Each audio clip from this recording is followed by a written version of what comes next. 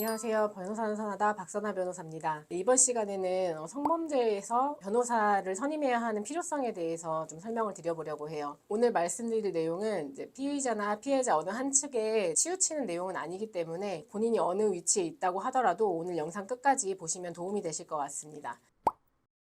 수사기관에서 수사를 진행할 때 보통 수집하는 증거를 큰 분류로 나눠보자면 진술 증거와 비진술 증거로 나눠질 수 있습니다. 그래서 진술 증거라는 거는 말 그대로 진술 자체가 증거가 되는 걸 의미하는 거예요. 대표적인 진술 증거로는 피해자의 진술이나 목격자의 진술 등이 있을 수 있고요. 그리고 이러한 진술 증거를 제외한 나머지 증거들은 비진술 증거라고 생각하시면 됩니다. 대표적인 증거들로는 CCTV 영상이라든지 통화 내역, 문자 메시지 이런 것들이 있을 수 있습니다. 일반적인 범죄를 수사할 때 수사기관에서는 당사자들의 진술도 당연히 중요하게 들어보긴 하겠지만 그래도 당사자들의 진술이 조금 신빙성이 떨어진다거나 의문이 드는 부분이 있을 때 혐의를 인증할 수 있는 강력한 객관적인 증거들이 있어요. 그래서 대표적으로 사기죄에 있어서는 계좌 거래 내역 같은 것들이 비진술 증거로서 핵심 증거가 될 수 있거든요. 그런데 이제 성범죄에 있어서 진술 증거가 중요하게 여겨지는 이유는 바로 성범죄의 특성상 비공개적인 장소들에서 이루어지기 때문에 객관적인 비진술 증거를 찾는 게 쉽지가 않아요.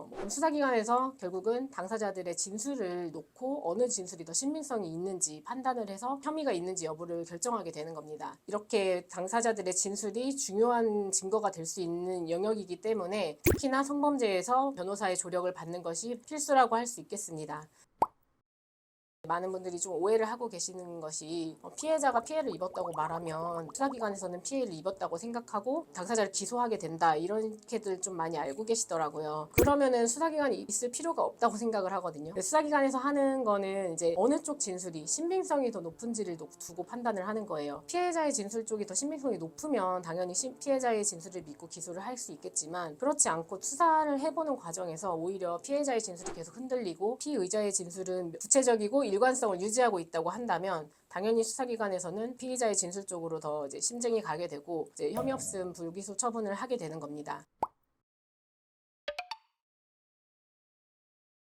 여러분들께서 조금 오해를 하시는 게 혐의 없음 증거 불충분이라는 그 처분 자체가 그 사람이 죄를 짓지 않았다라는 의미가 아니라 수사기관에서 봤을 때 그 사람이 범죄를 저질렀다고 인정할 증거가 부족하다 이런 의미를 두고 혐의 없음 증거 불충분 처분을 하는 겁니다. 따라서 성범죄에 있어서는 당사자들의 진술이 중요하기 때문에 본인이 피해자든 피의자든 조사에 임할 때에는 자신의 진술이 얼마나 큰 힘을 갖게 될지를 염두에 두시고 조사에 임하시는 게 중요합니다.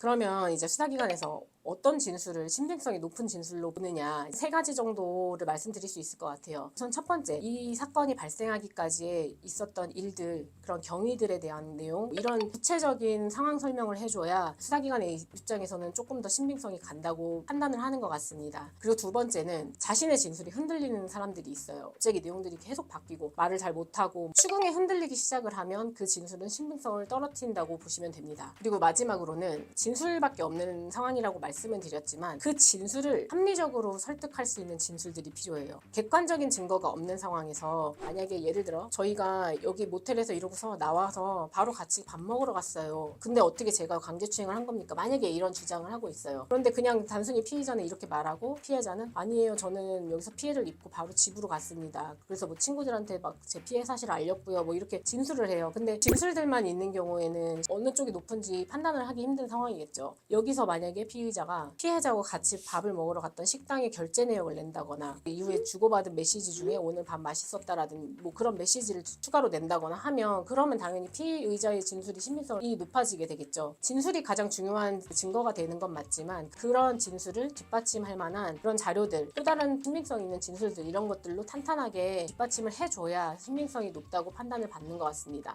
지금 말씀드린 이 세 가지 정도를 잘 준비하셔서 조사를 받게 되시면 신빙성이 높다는 판단을 받게 되실 가능성이 높다고 보여지는데요. 또 한 가지 말씀드리고 싶은 거는 진술이 흔들리면 안 된다라는 강박 때문에 조금 유연하게 바꿔도 될 만한 진술이 있음에도 불구하고 끝까지 밀어붙이는 게 좋은 건 또 아니거든요. 내가 조사 과정에서 진술하는 모든 진술들이 다 일관될 필요는 없는 것 같아요. 그리고 이제 또 한 가지로 이런 사건들이 있고 났을 때 이 사과 메시지를 보내는 것도 주의를 하셔야 돼요. 물론 이제 답변을 보냈다고 해서 전부 다 자백했다라고 인정이 되는 건 아니에요. 사과하는 문자 메시지를 보냈지만 재판 과정에서는 그 사과 메시지는 피고인이 혐의를 인정한 거로 볼 수 없다. 이렇게 판단을 해서 이제 무죄 선고가 되는 판결들도 좀 있거든요. 사과를 할 때 그 넣는 내용들이 중요해요. 그 내용들을 한 번이라도 그 변호사들을 통해서 확인을 받고 보내시는 것을 좀 추천드리고요. 지금까지 말씀드린 것처럼 이제 성범죄의 경우에는 이런 비진술 증거들,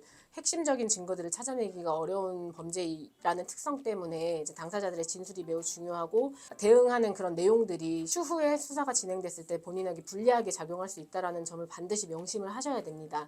오늘 내용이 도움이 되셨다면 구독과 좋아요 그리고 알림 설정까지 부탁드립니다. 감사합니다.